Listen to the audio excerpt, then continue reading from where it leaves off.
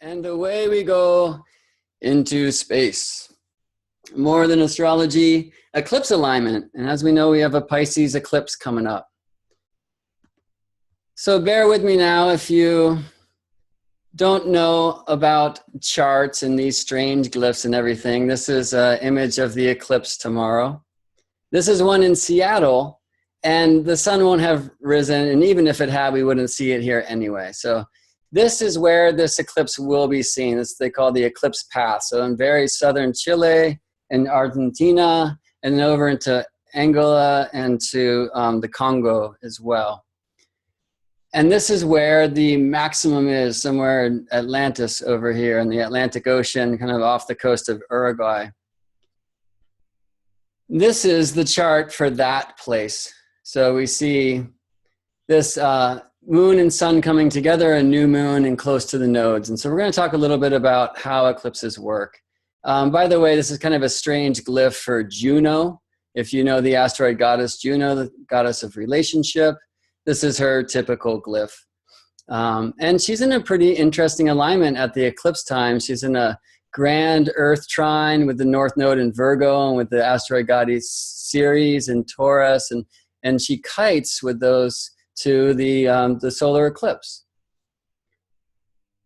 So here's an image, and you could take a screenshot if you want, that has this eclipse chart and a decoder ring over here. And here's another image of that eclipse. This one includes the black moon Lilith, which Vanessa is going to speak with us about in a bit. My Intrepid astrology software doesn't include this mean Lilith that I can show here. And she's in a really significant alignment to this eclipse. She's aligning by square, especially to Mercury at the time. And so I look forward to hearing Vanessa share some about black moon Lilith. And then John Anthony is going to share some old techniques with us, some Hellenistic techniques that speak to planetary relationships through Antiscia and contra Antiscia. Those are typically shown in a whole sign chart, which this is. So I'm just going to show a bunch of charts for a bit. Here's a chart with all these asteroids and Eris, the dwarf planet, and here's one with less stuff on it. In fact, I could even take away all of the invisible planets, the outer planets, Uranus through Pluto. And I would also really have to take away the lunar nodes because they're not visible either. But we certainly want to speak about the nodes because that's what eclipses are all about. How we can tell if a new moon or a full moon is an eclipse is all show soon. Now, I prefer the Porphyry house system because I can see them in space with my face. And I'm not sure that I'll talk so much about that right now. I just want to show, I kind of made this mistake at some point and cast most of these charts geocentric, which is what we usually use in astrology from the center of the Earth. But this one's topocentric, so from the Earth's surface. It's really interesting that we measure from the center of the Earth. I mean, we would see an eclipse like this, probably not from the center of the Earth, but I really love that because it is the center of the Earth, the heart of Gaia, where we are all connected. And there's this thing I like to say about eclipses, or really anything astrological, is just because you don't see it doesn't mean you don't be it. And I think this idea of measuring from the center of Earth reminds us of that. Even if you're not on a place of Earth where it's visible to you, it's still happening experientially. And this is an image from Solar System Scope, which is a wonderful thing to play with online. We see the Earth and the sun. And for some, you can see barely the moon right there. So this is the new moon alignment, moon between Earth and sun. We're going to show why that's an eclipse, while other new moons are not in a bit. This is the old Solar System Scope, which I prefer because they took away this option to show geocentric or Earth-centered, right? This is a heliocentric, sun-centered chart. We know that's how the solar system works, but we are here on Earth. And we experience the planets in our skies around us. And in fact, this is what the chart is. So if I show this eclipse chart again, I can put that geocentric image here inside, and you'll see how sun and moon and Mercury and Neptune are all aligned. And here's Pluto and Saturn and Jupiter. Mars and Uranus are so close at this time, you can't even see Uranus here. There's kind of rings poking out behind Mars. and here's the goddess Venus, right? So the chart is a geocentric or Earth-centered image of the sky, and the center of the chart is Earth. But we're on Earth, right? So it's also an image of the sky at the time, right? Which we're seeing here, utilizing Stellarium planetarium software, which is also amazing and free. And this is where the eclipse is at maximum, down here off the coast of Uruguay. Yeah. And though it's in the sign of Pisces, it's in the constellation of the water bearer, who in the southern hemisphere pours up towards the heavens. So here's what happens when I put that stellarium view inside the chart. Although in the southern hemisphere, I also have to flip the chart east to west. And I don't know that we want to really get into that so much right now, but I'm teaching that in my Arts of the Chart course, which I'll mention here in a little bit. I promised I would talk about dragons. So let's get out of all that technical crazy stuff for a moment and talk about dragons. Why all these alchemical images of dragons with the moon and the sun? Here we see the dragon and the lion. The dragon on the earth, moon and the sun at the top. This is an armor lily from China. There's an image of it actually. So there's a lot of dragon serpent image with moon and sun all over the place, all over time. And it has to do with eclipses. It has to do with Rahu and Ketu, which is what they call the North Node Rahu, the North Lunar Node, and the South Lunar Node Ketu in India, in those old traditions. And so I want to tell you a story after I sip some tea. Long ago, you see, the Asuras, the demons, and the Devas, the shining ones, were not immortal as they are now. And they chose to go for immortality. So they went to Brahma to ask how this would have to happen. And he told them that they would have to churn the milky ocean, basically in the fifth dimension. But to do this, they would have to work together. So to churn this ocean, the serpent Vasuki lent itself as the churning rope, and Mount Meru was the pole. And with the Devas on one side, light on one side, and the Asuras on the other, darkness on the other, they churn this milky ocean, the pole sitting on the back of the turtle. And all sorts of amazing things happened as they churned the ocean. But their intent was to produce the elixir of immortality, the sacred Amrit. And this indeed worked. But then a great and magical trick was played on the Asuras. Vishnu came and disguised himself as a beautiful dancer, Mohini. The Asuras sat on one side and the Devas on the other. And Mohini made sure that she delivered the sacred elixir of immortality, the Amrit, only to the Devas. And she gave the swag to the Asuras. But one of them saw that this was happening, and he snuck within the company of the Devas and drank of this elixir of immortality. Just then, the two who were sitting on either side, who were Chandra, the moon, and Surya, the sun, ratted him out to Mohini, and Mohini cut his head off with a chakra. But he had already drank of the elixir of immortality, the sacred Amrit. So he had become immortal. And now Rahu split in two, living ever after as Rahu, the head of the serpent, and Ketu, its tail. And of course, he has it out for the moon and the sun because they caused him to get his head cut off. So it's said that a solar eclipse, that what's actually happening is that Rahu is seeking his revenge and that he's eating the sun. But because he's decapitated, shortly thereafter, the sun moves through that stump where his body used to be, his neck. So it happens only shortly. And all throughout the globe, there's many myths like this about dragons or serpents eating the sun. This is the king cobra, And notice the marking on the back of its head. This is the symbol that we use today for the tail of the dragon, the south lunar node. And the north lunar node is that same symbol reversed. So what are these nodes, and why am I talking about dragons and serpents in an eclipse webinar? What does the serpent have to do with the moon and the sun?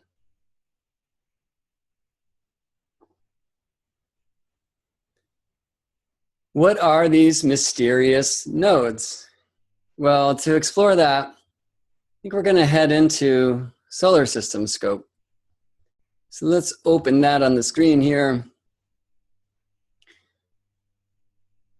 And it's just going to take a moment, but I really encourage you to play with the software. It's a lot of fun. Again, they've since unfortunately taken away this geocentric view, which I find to be so great because it shows the chart of the time. They still have, and it's been updated, it's kind of cool, a planetarium view where you can bring your feet down to the earth. So right now I'm looking at February 26, 1981 for some reason. Let me bring that to 2017.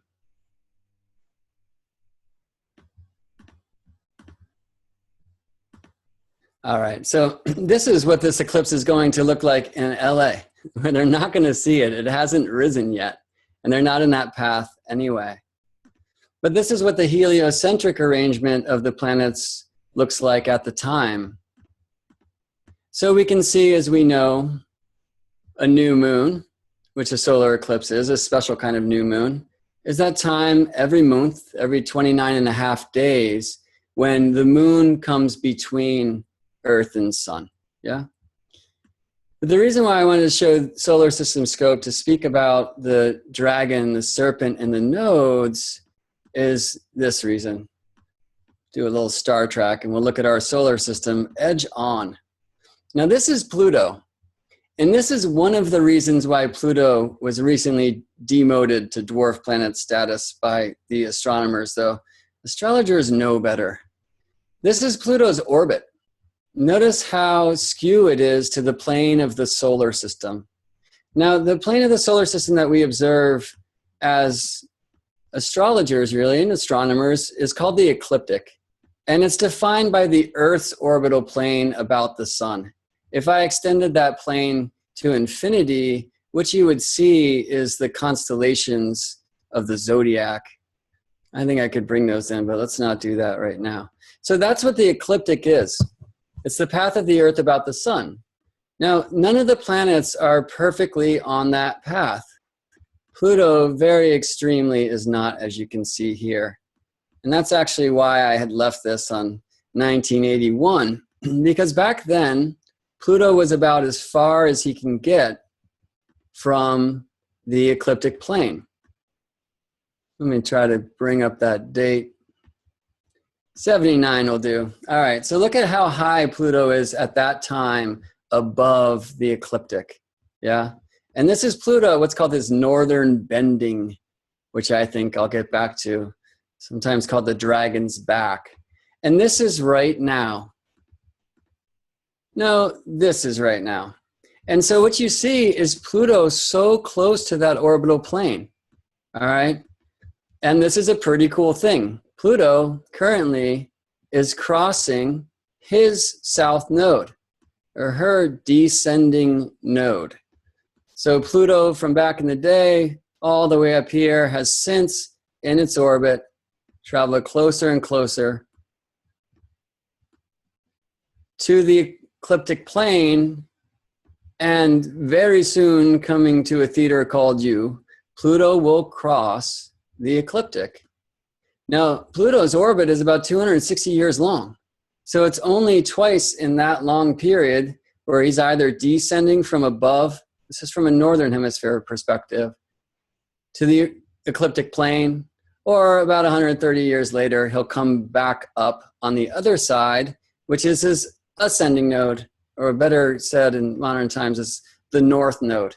So why am I showing this about Pluto? Because it's just so easy to see. But the point of the thing is that the moon has these nodes too. And I think what we're going to do is put our feet on the ground in Stellarium software, which is brilliant and it's free. And I highly recommend all astronauts play with this incredible software, because basically you can cast your chart and see what the sky looked like at the time and work with the constellations that your planets are aligned to. So I entered in this eclipse zone earlier, and here we go. And the eclipse is coming our way on February 26, 2017. And I'll tell you, the clock here is stuck on West Coast time because my computer is, when the eclipse is going to align around then. So if we look to the northern sky, where the southern hemisphere sees the planets traveling at that time, we will see the moon eclipsing the sun. Now this is the moon at its node. Let me go forward a few days. Do you see how the moon is now above the ecliptic? Right? This is the moon away from its node.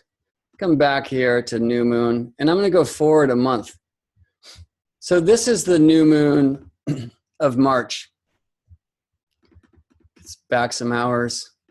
I'm not going to get exactly aligned there because I'd have to take the ground away off here. But I think what you can see is that were these two aligned at that time, maybe I'll go to April and see what the new moon looks like then. I'm used to working this in the Northern Hemisphere, and it's a trip. You know, actually, I'm going to go there. I'm coming home to Seattle, where we see the planets moving not in the north as the Southern Hemisphere does, but in the south. So let me move ahead a few hours and we'll go back a day. And this is about the time of the new moon in April. So were we to look at the moon at this time, we're not seeing an eclipse, and you can see why, right? The moon is well below the sun from this perspective. In the Southern Hemisphere, by the way, it would be above. And that's because the moon's not at a node. And I think we'll leave that there for now. So here's an image of the nodes. And I think it's important to say that this is from a northern perspective, Northern Hemisphere perspective. This dashed line is the path of the moon, and the solid line is the path of the sun, as observed from Earth, right? So the nodes are where those two paths, or the orbit of the moon and the sun, from our point of view, intersect. If we have a new moon over here, that's about the furthest thing you could get from an eclipse, you see. And that point actually traditionally is called the bendings, and perhaps up here, the dragon's back, because this would be the dragon's tail. If this is the path of the sun, right, from Earth's point of view, and really it's curved, it's the ecliptic, it's the zodiac, but if it was a straight line, every month the moon snakes about that line. This is the ascending node, where the moon's coming from below and crossing to the above. This is the descending node, where the moon comes back down. Every month, just like that, like a serpent, hence the serpent symbolism. So this is called the head of the serpent, or the dragon's head, and this is the tail. And what I would say is this point, the northern bending it's known as, but also the dragon's back, dragon's tail, dragon's belly, right? So every month the moon will cross, head, back, tail, belly, head, back, tail, belly, etc. And so we can see that actually in the chart if you know what's up. All right, so here's these nodes, right? Again, dragon's tail coming down, dragon's belly, the furthest expression below, dragon's head coming back up, and then the dragon's back here. This is the Southern Hemisphere perspective. And this is important because the Northern Hemisphere, we see the planets travel in the southern sky. In the Southern Hemisphere, they see the planets travel in the northern sky. The zodiac, the eclipse, the ecliptic is upside down from one perspective to the other. So what is the descending node, the south node in the Northern Hemisphere? In the Southern Hemisphere is actually the ascending node. This, I'm sure, is why the names changed from ascending and descending to north and south is when astronomers from the Northern Hemisphere started hanging out in the Southern Hemisphere and saw that that worked backwards. Now, this doesn't necessarily mean it works backwards astrologically, but I think it's a really interesting contemplation. This is a really wonderful book by Bernadette Brady, an amazing Australian astrologer, The Eagle and the Lark. And it's the first time I heard about serocycles, which I think we'll talk about a little bit later today. And this is clearly kind of a low-budget camera phone picture of a page from that book. But here you can see Bernadette describing how close a new moon has to be to the lunar nodes for us to experience a solar eclipse, or how close a full moon needs to be to the nodes for us to experience a lunar eclipse. You can also see it graphically here. This is a solar eclipse. Solar eclipses actually can align further away than lunar eclipses can. See how close the new moon conjunct sun, right, in the sign of Pisces, is to that south node, right? And so this is a total solar eclipse. So the lunar eclipse, that they have to be, a full moon has to be closer to the nodes for us to experience a lunar eclipse. This is the lunar eclipse that occurred February 10th. This is an image from Seattle.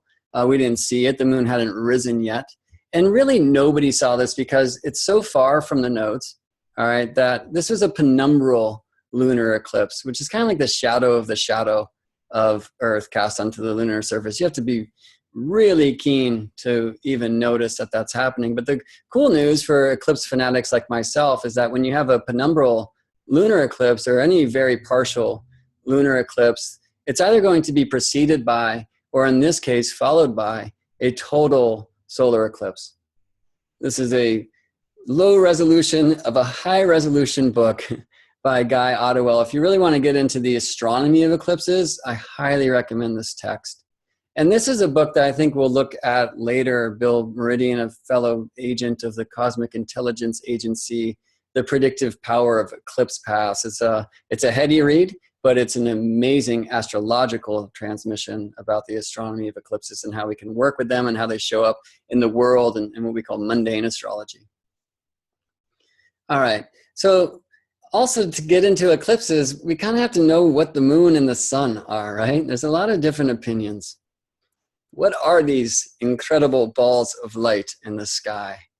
I'm going to show a clip really quick from the Arts of the Chart, which is a project that I've started creating recently in conjunction with the Cosmic Intelligence Agency. And this is a project to approach the astrological vernacular rather than through memorization, through experience, through sentience. Maybe we could even say more of a feminine approach. And I'm doing this through utilizing the quadrivium, the sacred sciences that were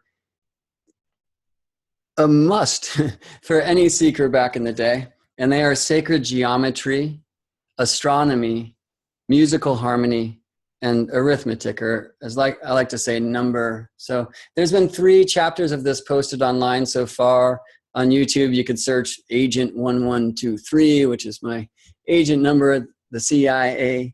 They're also posted on CIA's website, and I could provide a link to the playlist for you later if you'd like to see. All of the astrological glyphs that we use in modern times are composed of only 3 symbols: the circle, the crescent, and the cross. And respectively, they've been described as spirit, soul, and matter. And what sacred geometry is teaching me, because it's been my greatest astrology teacher this last year, is that the sun is spirit itself, and that the moon is soul, that the moon is this reflection of spirit, and the cross of matter is where we see them on earth. So this is a clip from the 4th chapter, which I hope to put up maybe tomorrow or the next day. 108. So I said in the invite, I'd like to invite 108 people if I could. I'll get back to that. But it's this amazing eclipse number where here on Earth, we can see that spirit and soul, when symbolized by sun and moon, are the same size. This is one of the reasons why. The moon, which is 1080 miles in diameter, is 108 moon diameters from the Earth. And the sun is 108 sun diameters from the Earth. The sun is also 108 Earth diameters in diameter. And what about this number 400? Well, the sun is about 400 moon diameters in diameter. It's also 400 times further from the Earth than the moon is. So this is why we can experience total solar eclipses, even though these things are such amazingly different sizes, right? At least astronomically speaking. That's the radius and the diameter of the sun. And I find this to be really amazing. 864,000 miles in diameter is the sun, and there's 86,400 seconds in a day. Now, if I divide the radius of the sun by 400, I get the radius of the moon. And if I divide the radius of the sun by 108, I get the radius of the Earth. Now, this one is not as accurate, but it's 99% accurate. 4,000 minus 40 is the average radius of the Earth, 3,960 miles. So in the Arts of the Chart, I'm going to be exploring this relationship to the moon to the Earth, which is the ratio 3 to 11. And it's one of the great ways to get into the ancient geometrical challenge of squaring the circle. It's also encoded in the Great Pyramid of Giza, which is said to answer any question posed. So I hope you'll check out the Arts of the Chart sometime. Maybe I'll speak about that a little bit more. But let's get back to these nodes. Northern Hemisphere, Southern Hemisphere, the dragon marking on the king cobra's head. This is where the nodes are now. Yeah, so the North Node's in Virgo. It has been since November 11th, 2015. And the South Node is in Pisces. And the nodes move typically in retrograde fashion through the charts. It's actually a really amazing opportunity for us to connect to the essence of the archetypes in a backwards order than we usually do, right? We usually go Aries, Taurus, Gemini, Cancer. But the nodes, as the precession of the equinoxes, as the Venus star, which I'll be speaking about with CIA in this webinar next week, they move in retrograde fashion. And I really love this about the nodes, right? So often we teach astrology, well, this is what Aries brings to Taurus, what Taurus brings to Gemini, that kind of idea of moving through the signs that are the great symbols along the wheel of life in this forward direction. Well, what is it to move in this backward direction? And the North Node and the South Node, they're always opposite one another in the chart, right? So they highlight the polarities, right? So Virgo and Pisces are opposite. And again, we've had the North Lunar Node in Virgo since November 11th, 2015, and the South Lunar Node in Pisces since that time. May of 2017, they will be ingressing to their new signs, retrograde. So the North Node will move from Virgo to Leo, and the South Node will move from Pisces to Aquarius. The orbit of the nodes about the zodiac is about 18.6 years. So they spend some time in every sign. And because new moons or full moons have to meet near the nodes for us to experience eclipses, and the nodes move so slowly, there's typically only 2 eclipse seasons per year when the sun catches up to the South Node as it is now, or to the North Node, which it will do in August. Now, the eclipses don't have to be confined to the signs that the nodes are in, because again, it doesn't have to meet right at the nodes for an eclipse to happen, right? So we could have, as we did last week or 2 weeks ago, a lunar eclipse that was a full moon in the sign of Leo with the sun in the sign of Aquarius, even though the nodes were in the neighboring signs of Virgo and Pisces. So the nodes, with all these kind of polarity projects, bring us into the oppositions on the chart. 12 signs in the Wheel of Life, which are composed of 6 of these polarities. One of my initial questions for every student when they're exploring the archetypes of the signs is to get into these polarities and tell me what the one thing is that these 2 signs are the polarity of, right? Just like hot and cold are both temperature, well, the idea is that Virgo and Pisces are the opposite extremes of one spectrum of the same thing. So Libra Aries is a fun one. actually, if you put them together, it says libraries, right? And to me, that's kind of the essence of relationship, where Aries is the selfness side, not selfish, as it's too unfortunately projected as, selfness, and Libra, othership. And so we need a meet in the middle way to come into balanced relationship, right? Well, what are Virgo and Pisces opposites of? What is that one thing? And I think there's many answers. But one thing I would say is spirit, where Pisces in a way is kind of the mystical up and out. In a paraphrase of Gurdjieffian speak, I am but a single cell of the grand uni-being. You know, we're all in the same boat, we're all one. And Virgo has this direct connection inside the body, almost like spirit is in every cell of me, versus Pisces, I am a cell of the all. Do you see what I mean? And there's many ways that we can play this game, and perhaps we will some today. Because what do the nodes symbolize in the chart? Well, if they are the crossing points for sun and moon, as they surely are, and if sun is spirit and moon is soul, as I'm coming to feel they are, then these nodes are where soul and spirit meet. So to me, soul, I mean, each and every individual one of us is a reflection of the all. This is what sacred geometry is teaching me as I just explore and draw. So there's a very important thing about these nodes. It's almost like the essence of the moon and the essence of the sun come together at those points, whether there's an eclipse there or not. But when an eclipse happens there, that's when we witness it, right?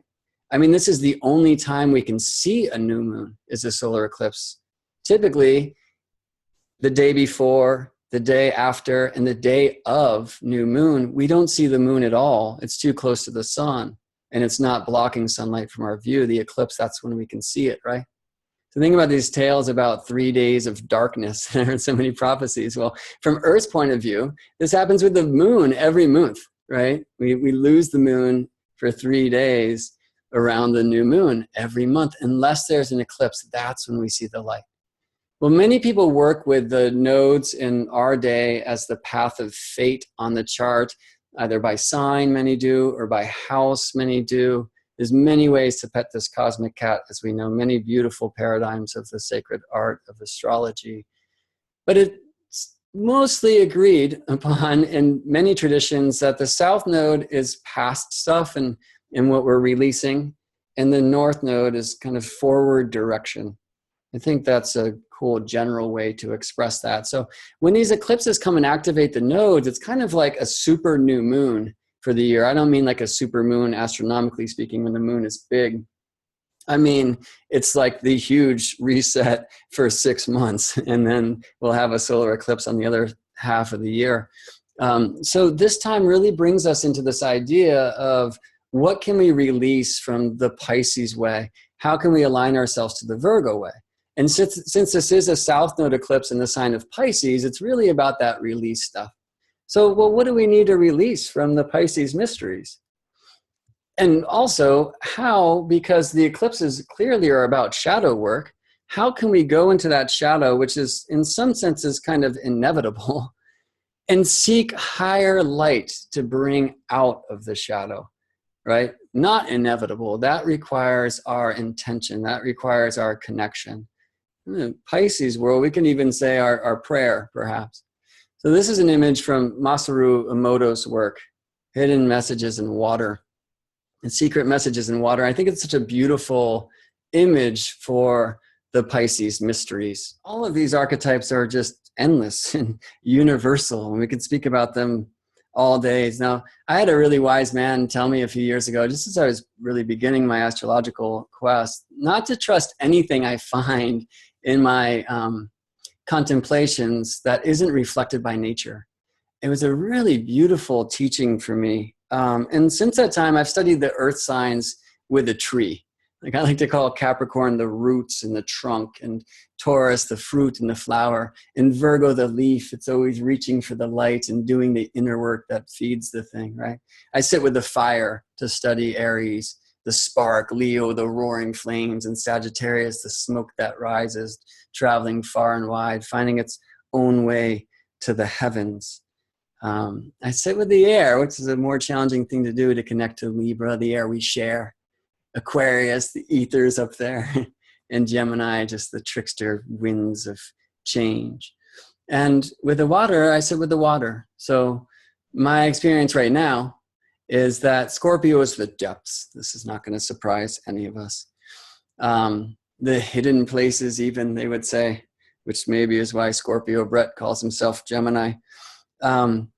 And Cancer for me is kind of that surface of the water where the light always strikes and creation happens, a place where crabs live, you know, maybe the place that we came from as humans. But Pisces, where is Pisces? And, you know, one of my colleagues, mentors, says Pisces is like you're out on this lonely boat in the middle of the sea, which is pretty harsh, right? Certainly we can feel that aspect. But I find really that Pisces isn't lonely at all because it's the entire ocean. In fact, it is the all. It is, I would say, basically this idea that we are all connected. Yeah, we are all one. Traditionally speaking, Pisces is the last on the wheel of life. So there's this kind of ascension. There's this return to source. Traditionally speaking, the 12th house, when we align the natural chart that starts with Aries, the 12th house rose before your birth, right? So it's the last hours of your mother's labor. It's you being flushed out of the waters of the womb. And that's one of the reasons why most astrological paradigms have, you know, see some drama and some trauma and some karma. Back in the day, they called the 12th the house of hidden enemies. But I just like to think of the 12th itself as the waters of the womb. And Pisces, in a sense, like can correlate in this way. So these mystical places, you know, some of the unseen, very poetic places. We know Pisces has this amazing gift with music and poetry and these arts and with mysticism. Looks like somebody's drawing on the screen. That's fun, right? Somebody's making some art as I'm speaking about Pisces. Wonderful. So ascension and the return to source, you know, very beautiful light essence of Pisces, right? What about the other side? What are some of the shadow essences of Pisces? And we're speaking about a Pisces eclipse. We should probably speak about some shadow, right? Eclipses clearly, astronomically, physically speaking, are about shadow. They literally shadow the earth, a solar eclipse. Well, one of the ways I like to express shadow of Pisces is the fish heads, right?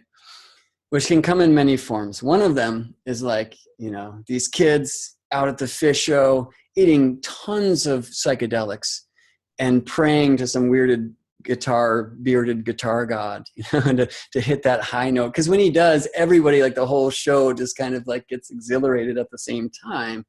And first of all, that's a pretty beautiful thing, and it's a thing of connection and merging. But there's this tradition, or this rap, I should say, that's better, this stereotype of the Pisces mysteries that is inebriation and drug use and these kinds of things. Well, why would that be? Because we're seeking a mystical experience, right? I mean, alcohol itself is called spirits, right? For a very good reason.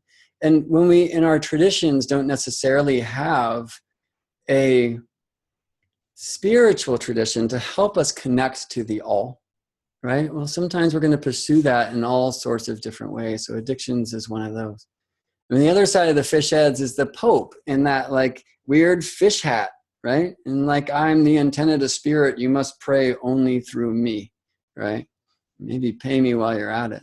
So I hope I'm not offending anyone's religion when I say that, but it's a trip, and that hat's weird, right? It's one of the ways I like to transmit this shadow of Pisces. That's belief, you know, and sometimes belief to a place where we're not really doing it, you know? So I like to say seeking, maybe this is more Sagittarius, seeking is not believing.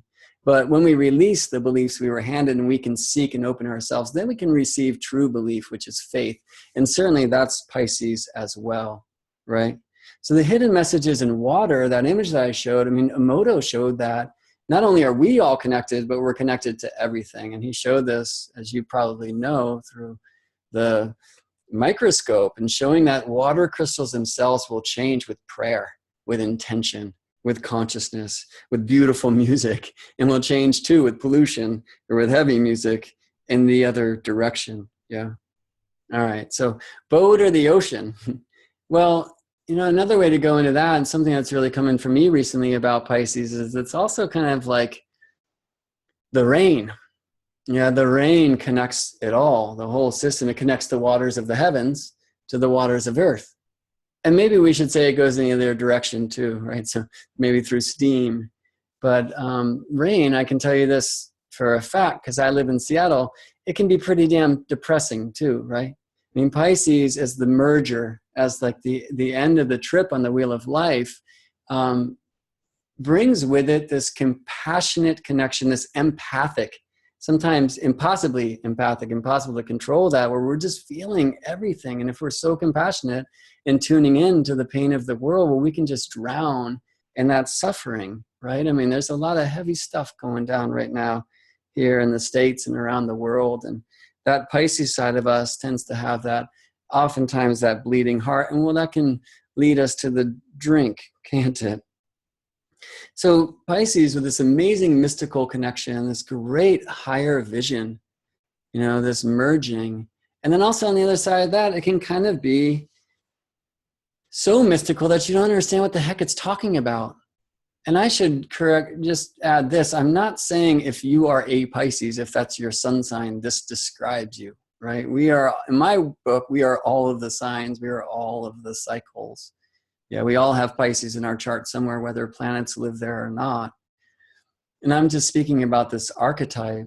So I think connecting to some of the light in that vision and faith, you know, and compassion, and releasing some of the shadow running into our inebriations, being so mystical that nobody can understand what we have to say, like going towards Virgo, traditionally ruled by Mercury, going to that place so we can be understood, is probably one of the callings with North Node in Virgo, South Node in Pisces. But also releasing religiosity, belief, and even delusion. This can kind of be a Neptunian thing. We're living so beautifully in the dream that we're not seeing the mess around us. Another thing with Pisces, you know, that we want to be careful with is martyrdom, you know, and nailing ourselves to a cross, even if that's not going to save everyone, or trying to do everyone's work for them, trying to release the world from suffering by tuning in only to out there and not in here. I woke up from a dream this morning, and I think a dream practice in this time of the eclipse would be a really beautiful way to connect, because Pisces tends to transmit dreams more than any of the signs I find. So this morning I had this dream. I'm going to share another screen here. And it's going to date me a little bit too, because I used to play Super Mario Bros. When I was a kid. In Super Mario, there was this invisible world that you could get into if you banged your head into this wall, right? So we're banging our head into this like wall of impossibility, and then you warp through this impossible mystical place, all right? This right here is kind of standard Mario action, just going down a pipe when the fly plant can't eat you. But what ends up happening is you enter the world -1, right? And I would argue that -1's not even a real number. And then you're kind of swimming through this world, you're doing this Mario thing. And I don't know that we want to wait to watch Mario clear the whole -1 world. But the interesting thing about the -1 world is that you can't even clear it, right? So you get out the end of the world here. No, I think actually for the spirit of the thing, maybe we should watch Mario do this. Here he is trying to bob up in the air. He's going deep, dodging a fish. Watch out for that squid. Nice work, Mario. Coral can be rough on the feet, but he's got good shoes. And here he goes. He's out, right? And then he's just back in again. What a trip. And sometimes I feel like, I better stop this before I move on. Yeah, sometimes I feel like Pisces can be that vibe. Like we're stuck in that eternal loop. You know, again, the last on the wheel of life. And then what happens? You wake up in the morning. You come back again, because the wheel happens every day, every 7,122.6 lifetimes, every minute, whatever. This is the sacred wheel of 12. All right, so I just wanted to speak about Pisces and to do so a little bit strangely. And hopefully that brings you into some of those strange themes in your life that maybe this eclipse is opening for you. Because an eclipse is less than 2 days away. We ought to be feeling it already. That's what's typically transmitted by the ancients. That's the time before the eclipse that's a little rougher.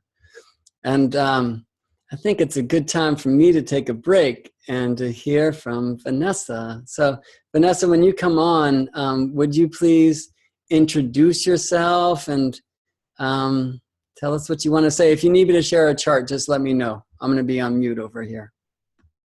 All right. Thank you. So thank you for having me here. Yeah. To begin with, I'd like to thank you for the invitation and also to share this moment with you and John, and to all participants. Nice to be here with you. Some considerations that I have about reflecting on the eclipse, just this event, yeah? What is an eclipse? Before we move into the chart of the eclipse, as you've been doing this awesome explanation, one thing, yeah? Eclipses are strange events, right? If we think like historically, when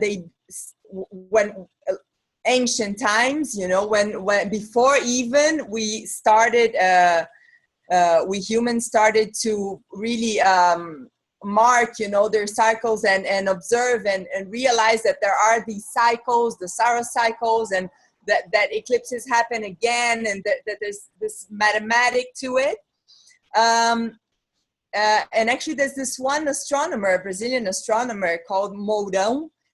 He says that science is born with the eclipses, right? Because that's this strange event that somehow makes us really look and wait, you know, so how come suddenly the certainties as like, oh, the sun is always going to shine during the day. Maybe suddenly that's not really happening, you know? The dragon just eats the sun all of a sudden. And the moon is suddenly it's all full and then suddenly gone and then comes back on again, no? So science begins with the eclipses in the sense of man observing and starting to somehow detach from just the atavic, raw, primitive fear, yeah, of the dark, of the shadow. So this is an interesting thing about eclipses, because somehow they might trigger that, as we know that they also can indicate, oh, really bad stuff. But at the same time, they don't need to be just bad stuff. They actually are portals that can be very powerful in a very good way as well. And I guess we've experienced, yeah, as astrologers, we people that study astrology, that observe eclipses, I guess you guys also have that. I mean, I've had experiences where eclipses happen on like right on some very important points in my chart. And sometimes I had like pretty intense hard times, and sometimes very beautiful magical times as well. So the thing is, they are very powerful, and they move that, they do move that atavic fear as well. They do move that. They move very ancient memories. Yeah, there are these karmic points, right, that will tell us about past patterns and will tell us about the purpose of this incarnation, and this thing of the shadow and the light. So they are very strong. They're very strong in our collective. They're very strong individually, and they move that sensation of, you know, this weirdness, this thing of something that is strange, yeah. So and then this makes me think of this one study Sigmund Freud did about the word strange, Yeah, because he realized in German, heimlich and unheimlich, they can both mean something weird and obscure and dark and not clear, and something that's hidden or weird.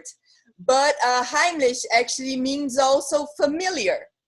And unheimlich would be like unfamiliar, but then you also get some situations where the opposite words are going to mean the same. So they're going to mean the same. So then he realized this thing of, something that's actually very strange to us is something that connects us to something very familiar, deeply familiar. So eclipses have that as well. And if we think of like Saros cycles, or even, just, other eclipses that happen in our lives, sometimes connecting the same cycle and touching the same points in our charts, they somehow connect, or the points that are aspected, in an eclipse, they get this depth to them, So we can access some things that can be very familiar, very deep, and they can be like our own memory. They can be our cellular memory. They can be, which is even more related to Black Moon Lilith. I'll talk about it a bit later. But anyway, so this thing of connecting to this collective memory, to the patterns, and at the same time, the strangeness. And there's this thing that the sun and the moon, they can also indicate the parental figures, So they can also indicate, the sun can indicate the father, the moon can indicate the mother. So when they are suspended, when they're eclipsed, is a bit like, also like these references are suspended. So somehow the authority figures, the lights that shine from the outside are suspended, so that we can actually turn the light on inside, So it's something about also owning and being able to go beyond patterns, somehow connecting to those strange sensations and memories and even fears, and being able to breakthrough, to go beyond. Something is suspended. The strangeness of the time is also a time for surprises, and when somehow patterns are highlighted, but at the same time, kind of, it's like it's open. It's like there's no, the father and the mother aren't home, It's something like just this openness, and then we can actually go beyond. We can surprise ourselves. We can go beyond patterns. So this is something very interesting about eclipse and the eclipse season, actually, that we are in right now. So these are some considerations I wanted to share with you that connect to the things that Gemini was saying as well, about just this whole cycle of the nodes and stuff. And how long do I have? How much time do I still have? If you can just let me know so I can. You're good, Vanessa. You're in the flow. Keep it going. All right. Okay. So, so this is a key thing. I would say about eclipses is a moment we can actually jump out of patterns, and do something that is surprising even to ourselves. And this doing is not necessarily something that we do like out into the world, but somehow in us, we can kind of move ahead, and we can connect to some aspects of ourselves as well, right? And kind of like and own it, and perhaps rearrange it, reinvent it in some way, reconnect, but reorganize it in a different way. And then there's this chart of this eclipse now. If you can bring it to us, Gemini, please. So this is specific eclipse is happening with a square to Black Moon Lilith, So we have, she just entered Sagittarius, and on the 13th now of February, and she's staying in Sagittarius until the 9th of November. So And then she comes into the mutable sign of Sagittarius and helps enhance still the mutable cross that last year we had to deal with it so much because of the Saturn square Neptune, and just this whole presence of the nodes there, Neptune in Pisces, the nodes in Pisces, Virgo, Saturn in Sagittarius. Well, now we have Black Moon Lilith in Sagittarius for 9 months, and she's gonna be aspecting everyone from there, and she's going to be activating that cross. And she is actually, I see this eclipse as somehow kind of like her inauguration, you know, because this is a point where actually with this new moon, with this eclipse, and then she's so present there, squaring the nodes, squaring sun and moon, and receiving a square from Mercury, who is the ruler, the dispositor of North Node in Virgo, so where we should be heading, where we should, this point that we shouldn't forget about, that we have all this Pisces, very important Pisces going on, as Gemini described so well, and at the same time with that reference to Virgo, to this North Node in Virgo, where we should, where we must, telling us that we must discern that through this whole integration that Pisces proposes to us, making us perceive and feel more what's going on and the connections that we all humans have. This is Neptune in Pisces calling us to be really, to be humans really, in a way, more integrated way, and to perceive and understand how we are connected between us humans and with nature and the universe, this great big sea, Gemini was describing. So this is what Neptune is about, Neptune in Pisces. And then the square of Saturn is like kind of breaking our, because I see Neptune also as our capacity to really comprehend, not just a rational thing, not just feelings, but a mutable water where we really comprehend, we really understand.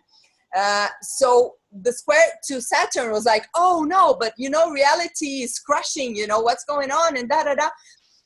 But now Black Moon Lilith is doing the square, because this is this whole movement so that we can actually go beyond and further integrate and open to a yet another level to expand our ability to comprehend, to understand beyond the lies and the, you know, oh yeah, life was this way, or the world worked that way, and oh yeah, this is how the world is ruled, or da-da-da. And this is breaking down in such a way that even the people that are not interested in knowing that at all just cannot help facing it, But this is the way for us to actually go beyond and have a better understanding of ourselves, of our lives, and of this very precious, important moment we are living in humanity, So it's about really opening our understanding, This way to say it in the Amazon forest, very simple people, but there's this way of saying that our capacity to understand, to call it our memory, our degree of memory. So it's like, you know, how much can we cope, how much can we actually understand and actually understand, organize, you know? So sometimes it seems like just so much and so much information and what's true and what's not, and da-da-da. But it's actually really for us to open our understanding and to connect to a yet another level. And without losing the North Node, of Virgo, of discerning and bringing down to earth, to concrete day-to-day activities and checks, reality checks, as Gemini was saying about checking with nature, you know, is that really, you know, is that how it really works? You know, let me check with nature. Very concrete, very simple, very straightforward. So this is the Virgo bit, and then Mercury is the ruler of that North Node and is applying, still applying, is 1 degree, Mercury is at 1 degree, 10 minutes of Pisces, applying in a square to Black Moon Lilith, at 1 degree, 24 minutes of Sagittarius, yeah? So also Mars is still applying to Uranus, right? So we have this is a new moon. So I see this kind of this potential, you know, this really, and also this breaking through energy, really. And regarding Black Moon Lilith, in this square to Mercury specifically, I see a lot of that because she's in Sagittarius. She's coming really to tell us, you know, we got to take our stand. What is true for each person, yeah? It's not something that anyone can impose to another, no way. But it's about taking our stand in our lives, in the world, you know. It's about not really being able to just, oh, yeah, you know. It's something about really taking one's own stand. And but with this Mercury squaring, if truth is not really there, you know, things can get pretty messy. Yeah, this is something important to say, because a square of Mercury and Black Moon Lilith can be about saying really harsh stuff or hearing really harsh stuff, you know, like revelations that are kind of really not comfortable to hear, you know. But if we are actually in this connection to what's really true for us, you know, and really doing this reorganizing of our memory and integrating, you know, and actually somehow bringing that into some practical actions to help us, you know, sort it out, then this is very interesting, because when a planet applies to Black Moon Lilith, it's an opportunity that it brings so that Black Moon Lilith can be further elaborated, so that it's not just this like rebellious, you know, kind of loose reactive impulse, yeah? If the planet applies, it's an opportunity through that kind of input that the planet brings to further elaborate that, to convert that into some creative, life-enhancing way, yeah? To channel her energy in that way. So it can be also about somehow like breakthroughs in communication as well. It's the ruler of the North Node, yeah? But it's there in Pisces, the opposite, yeah? With all that silence present, yeah? But at the same time, calling for some really, you know, to clear things up. So this is one thing. And I see also these, like the next 6 months that we have with this eclipse vibrating there, this is happening, you know, this thing of like how we communicate, how we deal with differences, and how we integrate, and also being able to go beyond the block, you know, of being not able to say and to be able to say, yeah, to be able to take our stand. And then all this fire there present with Black Moon Lilith in Sagittarius, the North Node about to move to Leo, and the star point of Venus also happening in Aries, right? So all this fire there for us to really activate our expression. But the thing is, now we gotta integrate it with all these things, and this collective memory, karmic memory, you know, just really integrating and reorganizing this memory and really letting go of some things, yeah, cleaning some other things in the salty waters of Pisces, yeah, cleansing and letting some things go, and let the crystal shine again, yeah, to what's true from the heart, to what's true from the essence, but let all the other stuff just go, just clean. And then really connect to that source, to then move ahead, and then to make what's precious shine as the North Node moves into Leo soon in end of April. So these would be some considerations, yeah. Beautiful. Thank you so much, Vanessa. I wanted to show, and I might have started doing that while you were speaking because I'm kind of confused in here, but I wanted to show online Vanessa's website, which you can find right here. And you can also find Vanessa at the Cosmic Intelligence Agency, Agent 55. You can find me there as well. And the Venus star point that Vanessa was just mentioning, moving into Aries, Ariel Gutman and Yulia, the control of the Cosmic Intelligence Agency, and I are going to be doing a webinar next week about that. So I'll try to bring up a link for that before we close today. I wanted to share a couple more things about the chart. And let me go there. Vanessa, with Black Moon Lilith, let me get to this chart again. Oh, where are you? Here, I think. Good. Go ahead. Oh, can I just Absolutely. One consideration still is I said before, Black Moon Lilith is even more related to cellular memory, because it's connected to it's about the very formation of our bodies. Yeah, it stays 9 months in the sign, so it has this connection to our gestation, to pregnancy. So it's about even our very cellular memory. So it's a very atavic point as well. So the nodes and Black Moon Lilith together, they are very powerful in that sense, and they move our collective very much, right?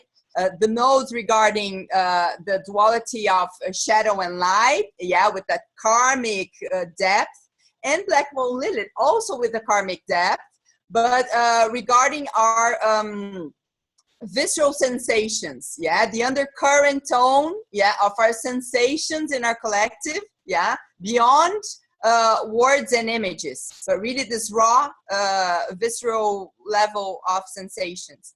So but they are very powerful, and they have this such a strong connection. When she conjuncts each of the nodes is a turning point, a karmic turning point, very important. Like you can cut off traumas, you can do very powerful work, to really clear traumas and clear heavy karmic stuff. But the square, we know, is very powerful too, right? So it's also a strong turning point there. Just to add that there's this peculiar connection of the nodes and Black Moon Lilith with that as well. No connections between Earth and Moon, and Earth, Moon, and Sun. So the basics, but super powerful. Thank you, Vanessa. Maybe mute if you would. I'm just going to speak about this chart a little bit before I bring John on to share with us. If you know the Lilith story, right? I mean, the way that it maybe first came in, maybe not, was very patriarchal and about this demon woman who refused to take the husband Adam and split the garden that was her gift. And I mean, it's really rough, The other side of it, the more important side, is the empowered feminine who decided not to hang out with some dude that she didn't dig, And there's much more to say about that, but there's some really strong alignments in this chart, this eclipse chart, and in the signs of our times that speak to this feminine discord. We could say the discord of Gaia, the pain of our planet.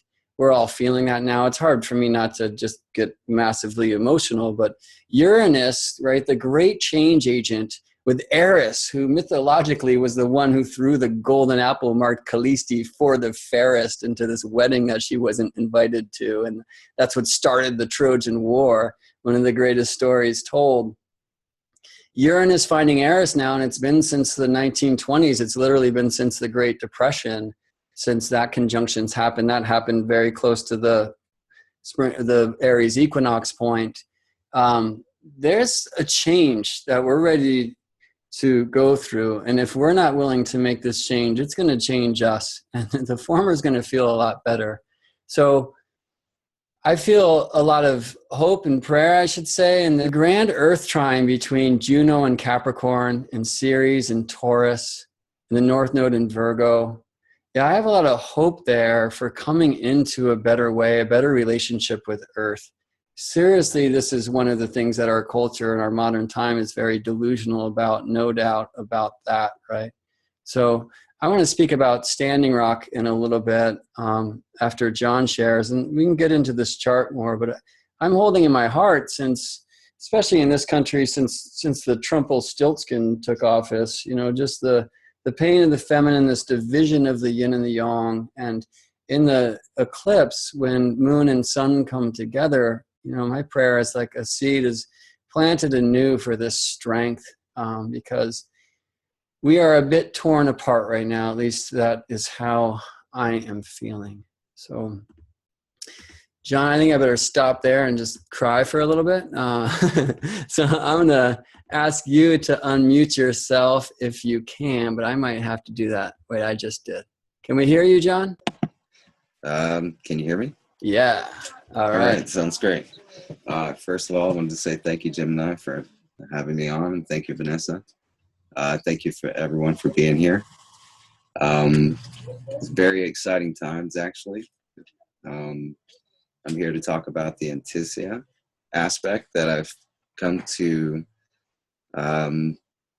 recognize with this particular eclipse, and what it may usher in for us collectively, the aspects of the planets that are in this anticical position with the South Node and the North Node of this eclipse. Antiscia is a classical basis, first talked about by Julius Firmicus Maternus. And basically, Antiscia is, there are degrees that are symmetrical about the solstice points, excuse me. And with this particular eclipse, I find that the ruler of this eclipse, the South Node eclipse, is Jupiter. His Antiscia point falls at 7 degrees, 31 minutes of Pisces. Now, Antiscia is like the shadow side of the same planet. You know, it's still Jupiter in Libra, but it's in the same cloth, but it casts its symmetrical point. That's over in Pisces. And what I find interesting is that, you know, with Jupiter in this particular chart, it's considered the greater benefic. So whenever you have a greater benefic aligned with the South Node of this eclipse, it can give the opportunity for lessening any type of, Saturn feel to the South Node release. But at the same time, we've got it in contra-Artisian, the contra-Artisia of Mars and Uranus to Jupiter here. And so they both have sympathy towards each other. So, you know, I think the biggest thing that I'm seeing with this is that whatever happens with this eclipse, it's going to, you know, depending on, you know, each individual where it falls in their charts, you know, it could call out this, you know, great desire to try to get what it is that they want, whether it be for a greater peace, for, you know, another individual.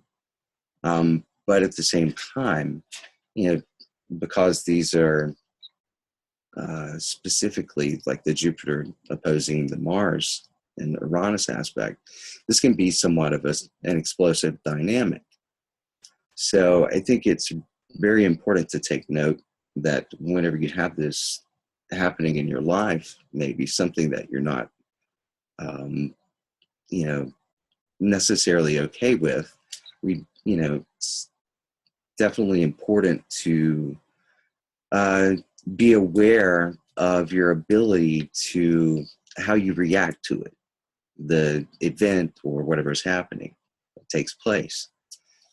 Oftentimes, you know, I see many of us, including myself, you know, come up with a surprise reaction, and whenever something unexpected happens, and we'll have this great sense of fear or just, you know, just complete sadness.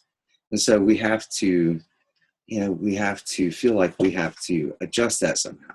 We feel like we have to fix something, you know, to bring it back in so that we'll feel better. But with the South Node eclipse here in Pisces, you know, this is about feeling.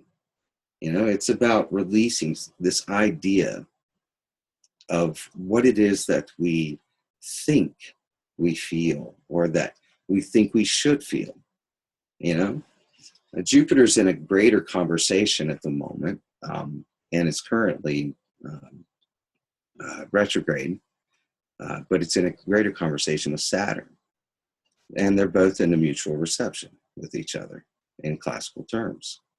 So, you know, what is it that we're trying to build, you know, in the greater essence, in the greater future of things? What type of peace, what type of harmony within the higher mind that we're trying to build?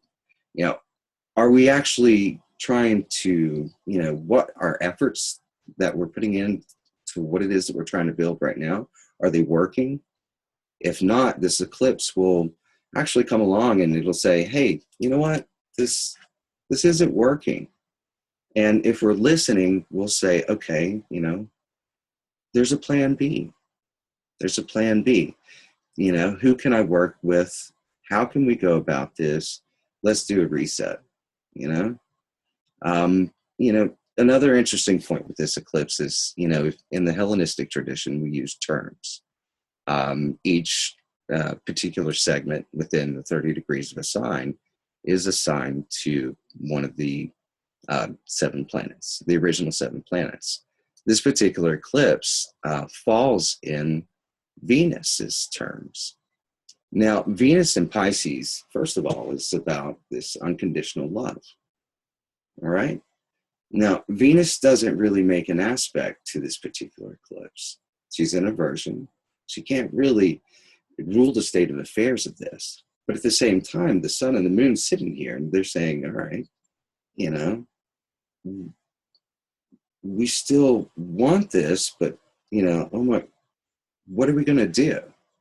What are we going to do? How do we go about this?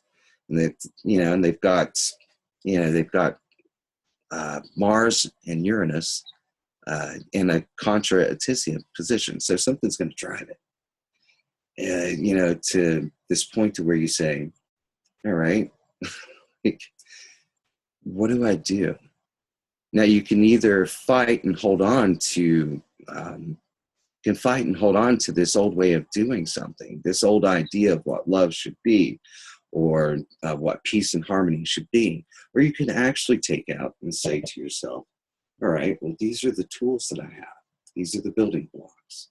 These are the people. These are the resources. And you actually reach out and you talk to people. Some things must be severed. Let them go. You know, give space for, give yourself the space for new energy to come in, to be able to work with, you know, whatever comes at hand. So, you know, the thing about eclipses, it, like Gemini and Vanessa were saying before, is that, you know, it's all about the shadow side. And a lot of times we don't recognize the shadow side within ourselves because we, you know, we think about who we are. We get this mental picture of ourselves. We listen to ourselves on a daily. But often we suppress these, you know, these certain attributes that we have about ourselves. And we don't recognize them. And in moments of severe stress that an eclipse can bring on, or extreme joy, you know, we let that shadow side out and we don't necessarily see it, but everybody else may. And we allow, you know, sometimes for that shadow side to create more damage for ourselves. So I think it's really important, you know, during moments like, you know, with this eclipse here, or any other future eclipses, to really pay attention to what it is that you're bringing in and what it is that you're really letting go. You know, how can we make things better for the community around us, for life in general? How can we bring in that sense of self at the same time balancing it with the sense of the other? You know?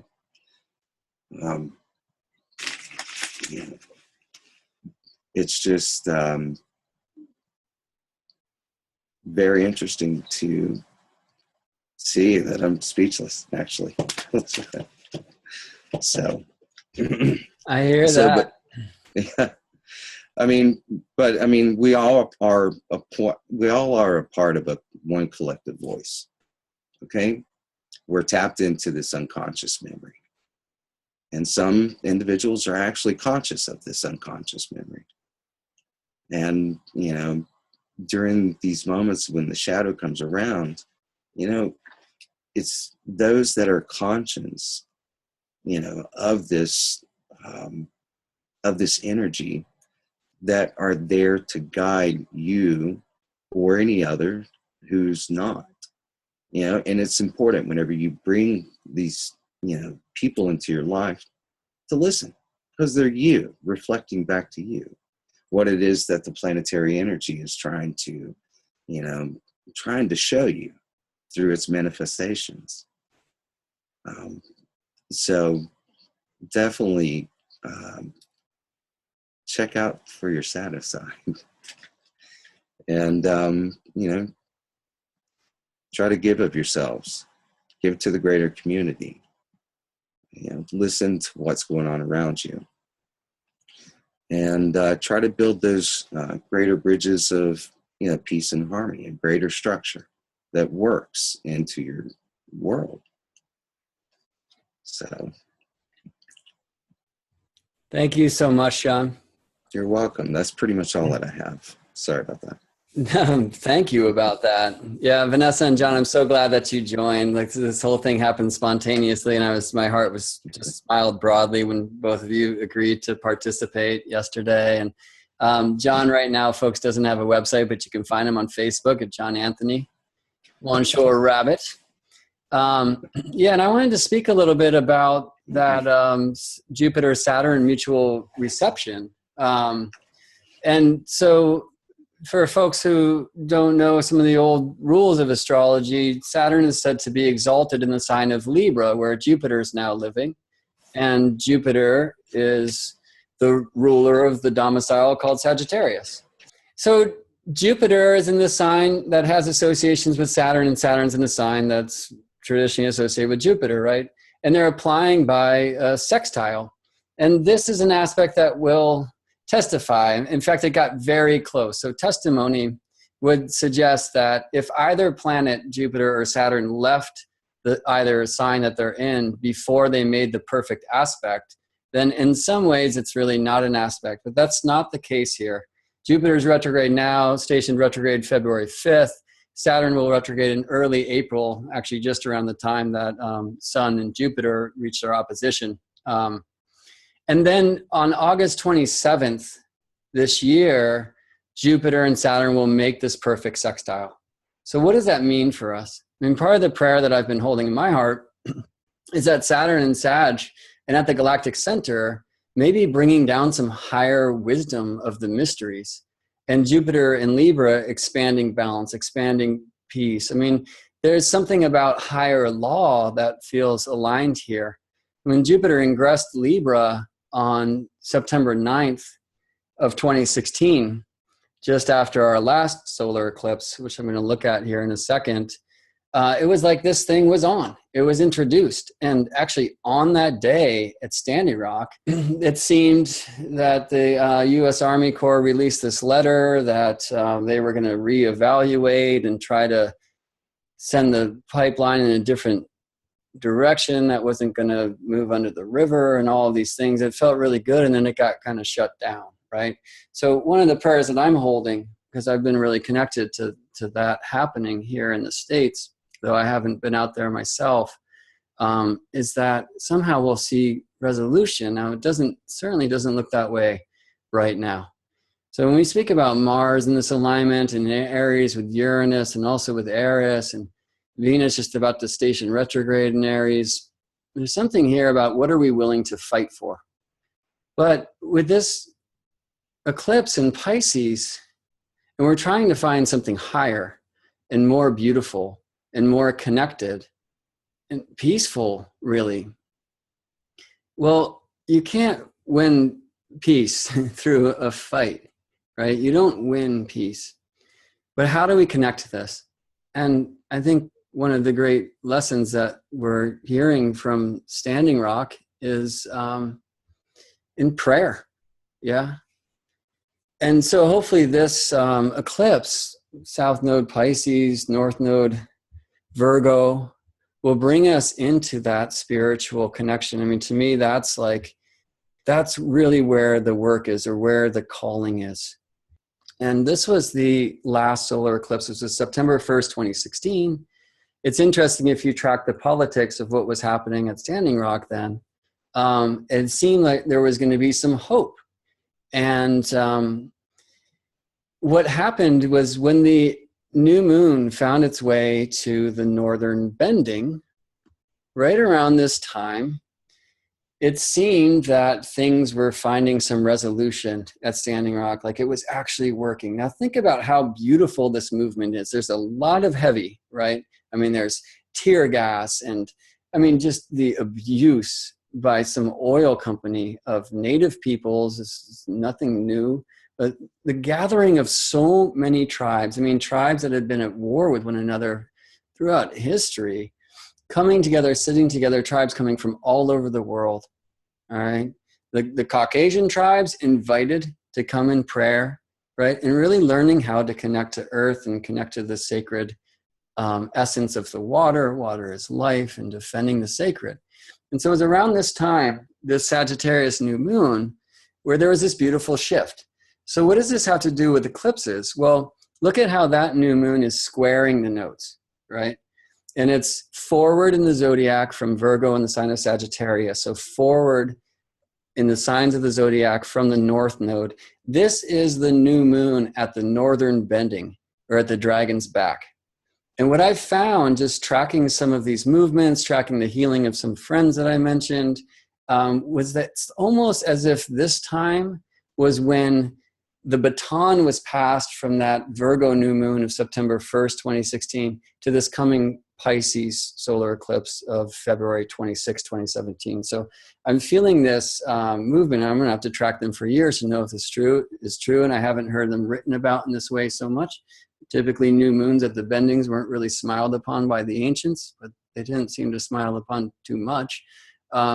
But it seems that maybe this is this time between these like two super new moons being the solar eclipses of a year, where the energy of the last is passed to the one that's coming ahead on February 26th here in a couple days. And see, this energy is still very much alive. All right, February 22nd, like at 2:22. All right, so these guys play with number games too.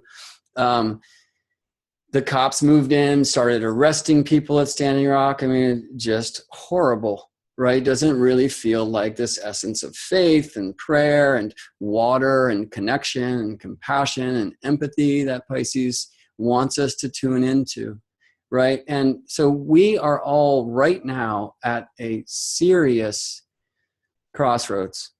Yeah. So we can turn our backs onto what is happening there, what is happening around us, right? We don't want to like tune into it so deeply that we just fall and suffer, right? It's a very tricky thing. And to me, I mean, that's my work that I'm called to do in this eclipse personally. We won't see it here in Seattle, but it'll be forming just about the time of the sunrise. And just because I can't see it doesn't mean I don't be it. So my feeling is that, especially in this Pisces Virgo land of spirit, you know, I'm meant to come out and look at that sun and feel that warmth and feel that light and go into my own personal shadows, right? How am I this patriarchy? You know, how am I also the martyr on the other side? And let some of that get burned away. So the next new moon at the bending, which I'm feeling might be the suggestion of when this current eclipse time is kind of past the one following, will be the Gemini new moon of May 25th. And see, this is the new moon square the nodes. That's now ahead of the south node. And this is the new moon at the dragon's belly, or what's called the southern bending. So I don't know that we want to look too far down the road today. I mean, but just because we're there, this is the next solar eclipse, right? This is the Leo solar eclipse of August 21st, 2017. This is the more of the chart for it here. And this I've been calling the Neil Diamond eclipse because it's coming to America, just like that famous Neil Diamond sign. And there's a diamond aspect of the eclipse as it's forming. Sometimes it shows this beautiful spark of a diamond. This is where it's going to be seen. And this is the first total solar eclipse visible in the United States since 1979. It's actually February 26, 1979. So I'm going to get back to that because I want to talk about a couple different eclipse cycles. This is that 1979 eclipse, the path that it drew, right? Certainly much more through Canada, just the Northwest and the plain states of the United States. This one's splitting the country in half, right? Is that happening right now? Are we already feeling that? And this is Julian Assange, right? So he recently released like miles of text claiming that it was the year 1979 where the United States really entered the shadow politic of regime change, something that's just a massive out of control curse, I would suggest, in our time. Are these themes supposed to be alive again since this is the first total solar eclipse seen in the States since the 1979 eclipse of February 26? And we'll see how clearly those are linked as well. I mean, not only by calendar date. So splitting the country in half, is it because of this strange lion, the Trumpelstiltskin, as I like to call him? And let me just get away from that for a second. But I mean, for me, the work is, while I very much respect the Not My President scene, you know, I'm asking myself in this time, who is the Trump in me? Who is that mirror out there reflecting? If we are all one, you know, I'm part of that. He's part of me. And just this whole scene on all sides of the thing is, I think, really alive for us. I mean, this Pisces solar eclipse will let us connect to the all if we choose to go there. And it's a difficult thing to do. What will the Leo solar eclipse be about? I don't think I want to take the time to go there today, but the alignments to Trump's birth chart are incredible. This is the eclipse right at his ascendant. His birth time's pretty good, certainly right at his Mars. You can see Venus at his Venus-Saturn. You can see Saturn itself retrograde exact his moon. And Trump, as you can see from this chart, because he was born during a full moon at the eclipse, or at the nodes, this was an eclipse. He's an eclipse child. He was born in the moments of an eclipse, so he couldn't see it. It was daytime where he was born in New York. He's also in a Jupiter return right now, right? So with these alignments, it literally seems to speak to some of the old prophecies of eclipse. It's death of a king. Or it's also said that sometimes such a powerful eclipse alignment for somebody royal, somebody Regulus rising, as Trump is. Some of the ancient transmissions would suggest that he can come through that way. So sometimes when you have such a strong eclipse alignment, it says you can eclipse your competition, right? Which just went down, and it was really strange and eclipsy how that thing happened, right? Where I've heard this said by Charles Jane and some of the old astrologers who were really tuned into eclipses, it's like that such a strong eclipse alignment is actually available to you energetically even a year and a half before the alignment, though there will be other eclipses between during that period. So it's an interesting thing. I mean, I'd love to go into this chart for a while. I would love to tell you my higher prayer of what that means, and maybe we can do that like later on if people want to stay on for a bit. But I really want to speak about cycles.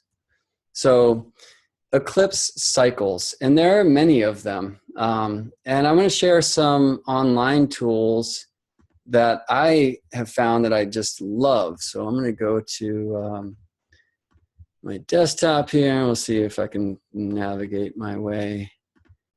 Great. Okay, so this is called moonblink.info. You can see it up here.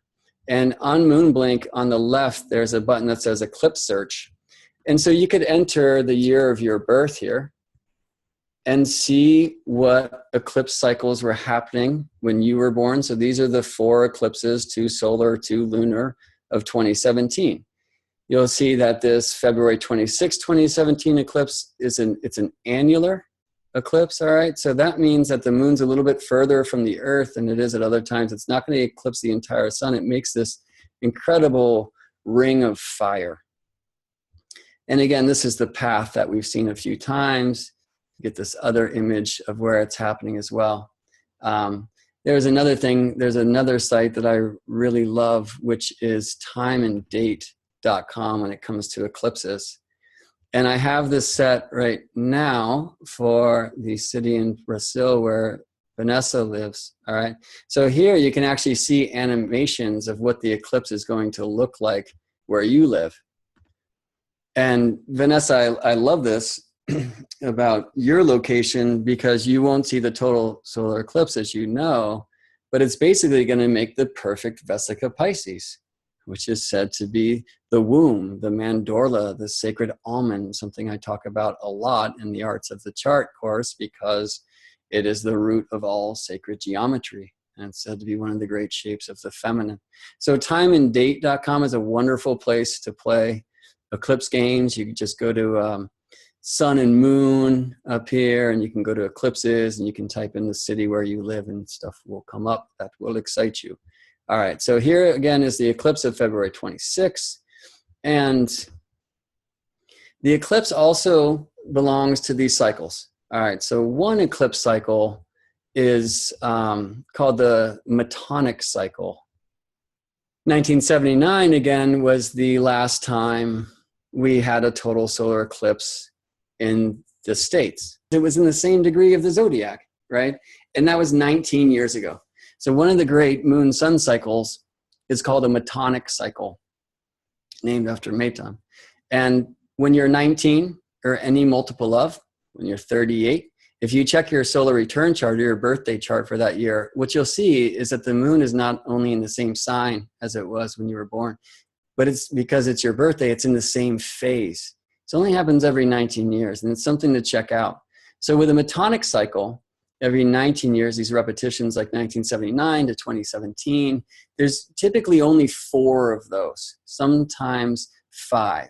But this eclipse that's coming to the United States, August 21st, 2017, first total solar eclipse visible since February 26, 1979. And obviously February 26, 2017, there's a very strong correlation there.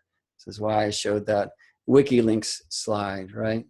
All right, so a cycle that's a little bit more known about and very interesting because they last a long time is the Saros cycle. Many pronounce it sorrow cycle, but I try not to speak about sorrows and eclipse so much. So here you can see this is like kind of the astronomical name for this Saros, solar Saros 140 for the coming February 26 eclipse. And what you'll see there is basically this long lineage. All right, eclipses in the Saros cycle repeat every 18 years, 11 days, and 8 hours. So here you see 18 years. And on average, they last for 71 or 72 of these periods, basically 1,260 to 1,280 years, something like this, right? So this series won't end until 2774. It started all the way back in 1512. It's a south node eclipse, which means that it started at the south pole of the Earth. And slowly over its lifetime, coming around every 18 years, 11 days, and 8 hours, it's going to come up the globe. They start very partial, and eventually they find their way to totality. So we hear about all these partial eclipses.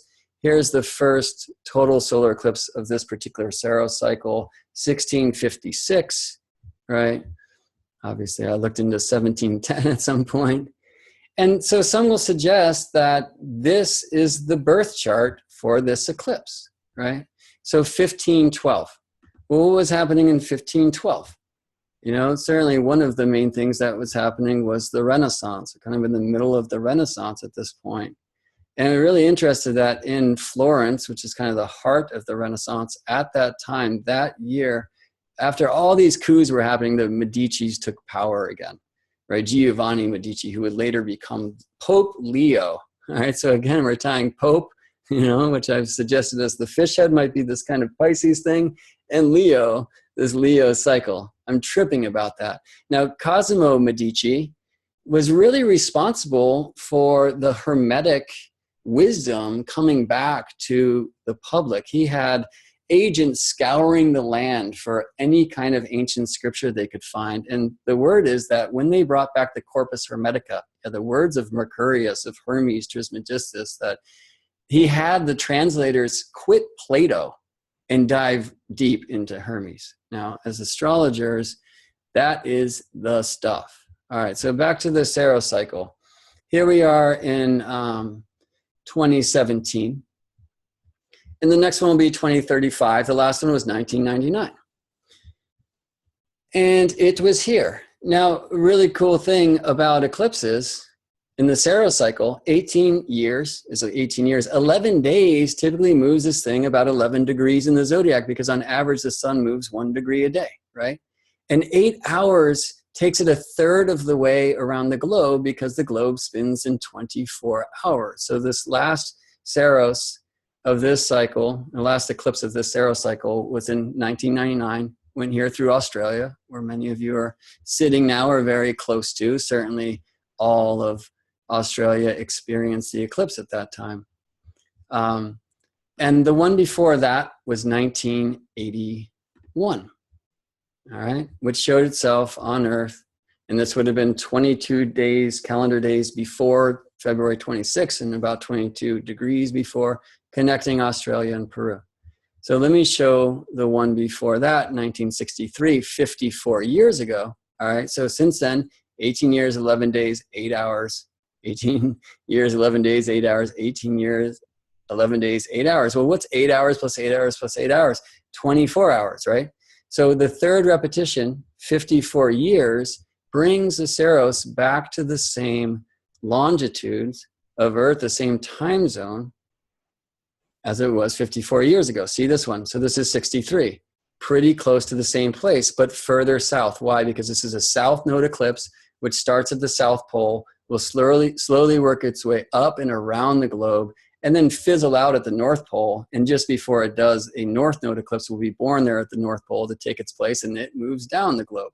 Right, so these are fascinating things. I really encourage you to check out moonblink.info and play with the eclipses around your birth. I'll show one more thing. So August 7th, sorry, that's the penumbral lunar eclipse before the next total solar eclipse, the coming to America eclipse. We'll look at these years of the Saros cycle.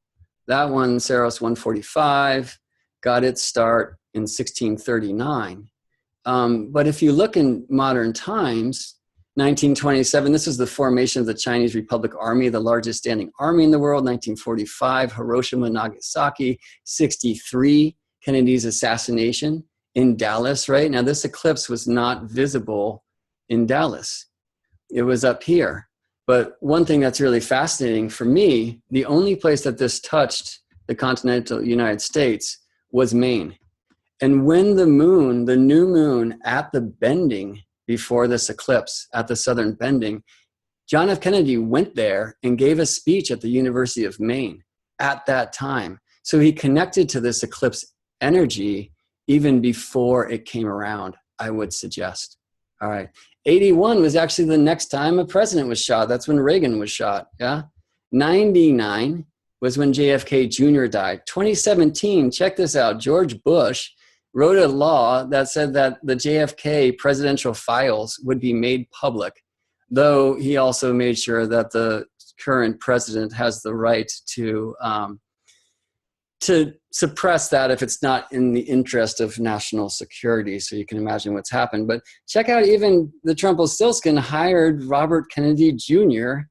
to watch over vaccines, right? So there's this trip thing with the Kennedys. There's this trip thing with presidential assassinations. When I look back in history and I type in 1927, I'm not going to get news from Wikipedia, for example, that says free love was born, or this is when we all came into communal prayer, right? I'm going to hear about deaths and plane crashes and wars and bombs and stuff. So know that now. In fact, I think looking for like the beauty in all of these times would be amazing. 99, I mean, you can search that and you're going to get Columbine. But also, it was Y2K, right? And that's when like the whole world was going to blow up and we were going to go back to caveman because the ones and the zeros were confused. But what ended up happening, people who knew computers made a bunch of money and the world didn't end, right? So that was kind of this eclipse weird thing where maybe we came into the light. Maybe even we could say in that eclipse also in 99 of this particular Saros cycle linked to this Pisces February eclipse, that the shadow of this general eclipse lineage came into light. All right, in Bernadette Brady's The Eagle and the Lark, she looks at all of these eclipses by cycle. She names them slightly differently. Let me see if I can bring up the chart. Yeah, and I want to make sure that I am sharing my desktop. So that's seen. We're going to see a bunch of stuff, but that's okay. This is the kind of birth of that 1512 solar eclipse, the beginning of this particular Saros cycle that comes around here in a couple of days again. And so here's the chart, right? And so this is something you can do astrologically, is look at the chart for the first eclipse of the series, and it kind of speaks to what that series is going to hold. Here's that chart with some more points drawn in. And I'm going to share what Bernadette Brady had to say about, okay, so she's showing you where a lot of the planets are. She's showing you some of these midpoints. And, you know, not all of them are this positive, believe me, when you read that wonderful book, The Eagle and the Lark. And she has an appendices that are just full of descriptions of these different Saros cycles, you know, from her point of view, looking at the chart. She says, this is a family of eclipses that brings with it the element of the pleasant surprise, sudden happiness, a joyful event, the lucky break, the lucky win. The events which will be occurring can be believed and can positively change the person's life. I mean, so dig that. So as Vanessa shared earlier, eclipses don't have to be a disaster. And, you know, this is a great Pisces lesson, right? When we bring our prayer in the form of fear, all right, we wouldn't necessarily call that prayer, but think about if you've checked out Emoto's work and the hidden messages in water, you can literally take polluted water and charge it with love, and it comes back to beauty. Yeah, you could take beautiful water, charge it with hate, and it gets terrible, right? So in this idea, in prayer, we can, I guess, speak about that because this is Pisces time, yeah, Virgo time. Well, what happens if I'm praying to food and all I'm talking to my food is how guilty I feel because people are starving right now? I'm programming food with that. What happens if I sit with that food and say, I am so fortunate, thank you so much, plants, animals perhaps, for giving your energy for my own, you know? Gratitude and love, that charges, we could say shamanically, that charges that food. Now, Gurdjieff spoke about the three foods, all right? So there's food and water food. And the more conscious, present you can be when you eat or drink, right? So maybe prayer, charging it, but just not having the iPhone on and these kinds of things, then you're feeding a higher self. The second food is air. So breathing with presence, with consciousness. The third food is impressions. What are we witnessing? What are we watching? What is your media choices? What billboards are distracting you when you drive by them even, you know? Who are your relations? Yeah. And when the impressions are so difficult, Standing Rock, for example, in my world right now, is it then better for my shamanic diet, my energetic, if I ignore that altogether? I think no, right? If we only ignore what's happening in the world, it's going to happen. We almost give our consent to it. How can I go into that terrible, difficult shadow with heart, with light, with prayer? And to me, that is the most important thing that is available to us in this eclipse, in every new moon, in every day of our lives. And I think this is maybe the greatest teaching of the Pisces Mystery School. So I think I'll end my share here, though I could talk about these cycles all day, with that. You know, let us come together, all together. We are all one in a way of choosing love, choosing hope, you know, choosing beauty, by not ignoring that stuff that stresses us, but going there, reflecting upon how that is in us, cleaning up an aisle self. Because as we fix ourselves, we fix the world.